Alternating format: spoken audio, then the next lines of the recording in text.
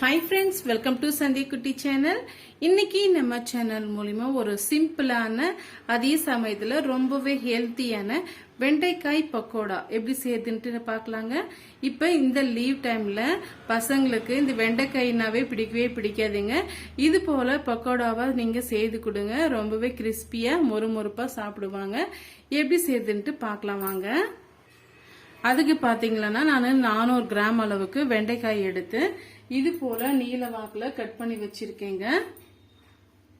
நீங்க பிஞ்சு வெண்டைக்காய் எடுத்திருந்தீங்களா அப்படியே சேர்த்துக்குங்க. அப்படி இல்லைன்னா கொஞ்சம் லேசா இதுல விதை பகுதி எல்லாம் வரும். இப்ப நம்ம நல்லா வாஷ் பண்ணிட்டு ஒரு காட்டன் கிளாத்தால நானே தொடச்சிட்டு ஒரு 2 நிமிஷம் வெயில்ல வச்சு எடுத்திருக்கீங்க. எதுக்காகன்ட்டு பாத்தீங்களா அந்த பிசு பிசுப்பு தன்மை சுத்தமாவே இருக்காதுங்க. பாருங்க. இப்ப இது ஒரு மிக்சிங் பவுல்ல மாத்திக்கலாம். இப்ப இது போல நல்லா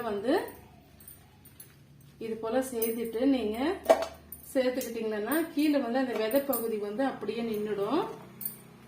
இப்ப அதுல ஒட்டி இருக்கிற பகுதி நம்ம அப்படியே எடுத்துக்கலாம்.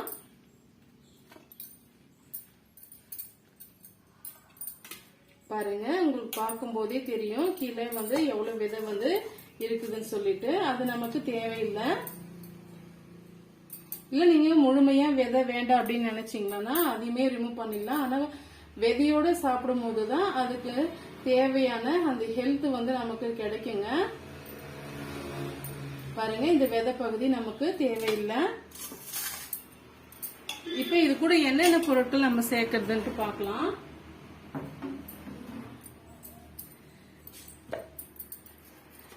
இப்ப இந்த வெண்டைக்காய் பக்கோடாவுக்கு தேவையான அளவுக்கு நம்ம உப்பு சேர்த்துக்கலாங்க. நான் ஒரு 1/2 டீஸ்பூன் அளவுக்கு உப்பு சேர்த்துக்கிறேன்.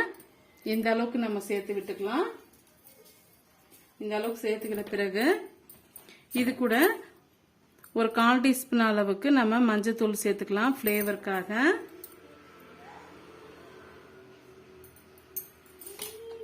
கொஞ்சமா ஒரு 1/4 டீஸ்பூன் அளவுக்கு கரம் மசாலா சேர்த்துக்கலாம்.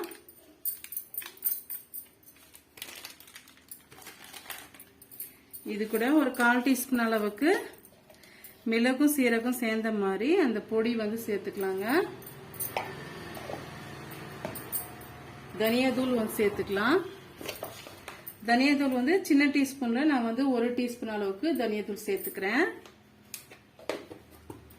இது கூடவே காரத்துக்கு ஏற்ப மிளகாய் தூள் சேர்த்துக்கலாங்க. நான் 1/2 டீஸ்பூன் அளவுக்கு மிளகாய் தூள் சேர்த்துக்கிறேன், தனி மிளகாய் தூள். இப்ப இதுக்கு கொஞ்சம் காரமா இருந்தாதான் நல்லா இருக்கும் சாப்பிடறதுக்கு. சேர்த்துக்கிட்டு இது கூடவே 1 டீஸ்பூன் அளவுக்கு நம்ம இஞ்சி பூண்டு பேஸ்ட் சேர்த்துக்கலாங்க. ஃபிளேவர் நல்லா இருக்கும். பாருங்க, இந்த அளவுக்கு இஞ்சி பூண்டு பேஸ்ட் சேர்த்துக்கலாம். ஒரு முறை இதெல்லாம் சேர்த்துட்டு ஒரு 1/2 லெமன் பிழிஞ்சு விட்டுக்கலாங்க. இது லெமன் எதுக்காகனா லைட்டான ஒரு அந்த புளிப்பு தன்மை நல்லா இருக்கும் சாப்பிடும் போது.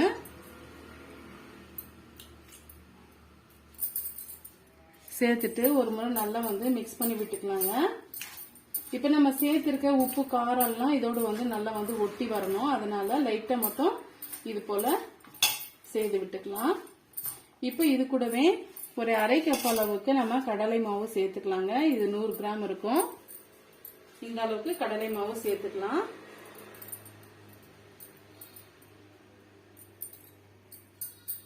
இது கூடவே நம்ம அரிசி மாவு சேர்த்துக்கலாங்க. 2 டீஸ்பூன் அளவுக்கு அரிசி மாவு சேர்த்துக்கலாம். சேர்த்துட்டு நல்லா இது போல மிக்ஸ் பண்ணி விட்டுக்கலாங்க. இப்போ கொஞ்சமா நம்ம தண்ணி சேர்த்து பக்கோடா பதத்துக்கு பிசைஞ்சு விட்டுக்கலாம்.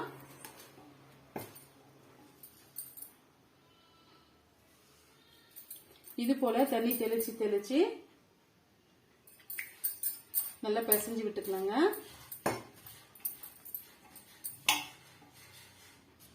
பாருங்க, இந்த அளவுக்கு நம்ம பிசைஞ்சு எடுத்துக்கிட்டோம். லைட்டா மட்டும் தண்ணி சேர்த்து இது போல உதிரியா நம்ம பிசைஞ்சு எடுத்துக்கிட்டாதான் நம்ம அங்க விடுறதுக்கு கரெக்டா இருக்கும்.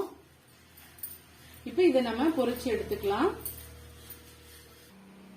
இப்ப ஆயில் நல்லா சூடுபடுத்திக்குங்க. சூடுபடுத்தின பிறகு இப்ப நம்ம ஒவ்வொரு பீஸுக்கெல்லாம் நம்ம எடுத்து போட்டு விட்டுடலாம்.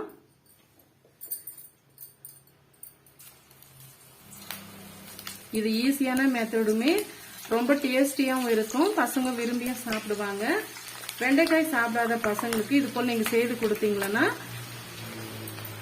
ரொம்பவே விரும்பி சாப்பிடுவாங்க. இப்போ ஒரு 2 மினிட்ஸ்க்கு அப்படியே இருக்கட்டுங்க, நம்ம திருப்பி போட்டுக்கலாம். இப்ப பாருங்க, மீடியமான ஹீட்ல வச்சுக்கோங்க. இப்ப லைட்டா வந்து இது போல திருப்பி விட்டுக்குங்க. மேல பைண்டிங்காக லைட்டா மட்டும் மாவு இருக்கணுங்க, அதிகமான நம்ம மாவு சேர்த்துட்டோம்னா அந்த கிறிஸ்பி வந்து நமக்கு கிடைக்காது.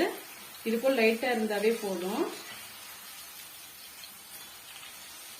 இந்த சலசலப்பெல்லாம் அடங்கட்டுங்க, அது வரைக்கும் நம்ம பொரிச்சு எடுத்துக்கலாம்.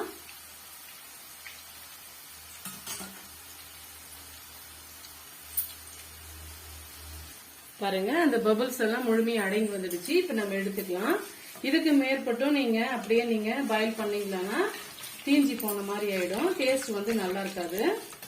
இந்த அளவுக்கு புரிஞ்சு வந்தாவே போதுங்க. இப்ப நம்ம நெக்ஸ்ட் பேட்சையும் போட்டுட்டு பார்க்கலாம். பாருங்க, சூப்பரா நமக்கு வெண்டைக்காய் ஃப்ரை வந்து ரெடி ஆயிடுச்சு. எல்லா வெண்டைக்காயும் நம்ம இது போல நம்ம சேர்த்து எடுத்துக்கிட்டு பார்க்கலாங்க.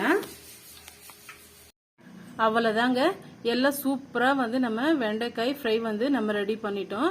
இது கூடவே சுட சுட நீங்க டீயோட எடுத்துக்கிட்டீங்கன்னா ரொம்பவே பக்காவான நமக்கு ஈவினிங் ஸ்நாக்ஸா இருக்குங்க. இந்த ரெசிபி வந்து உங்களுக்கு பிடிக்கும்னு நினைக்கிறேன். பிடிச்சிருந்தா மறக்காம சந்திக்குட்டி சேனலுக்கு சப்ஸ்கிரைப் பண்ணுங்க, லைக் பண்ணுங்க.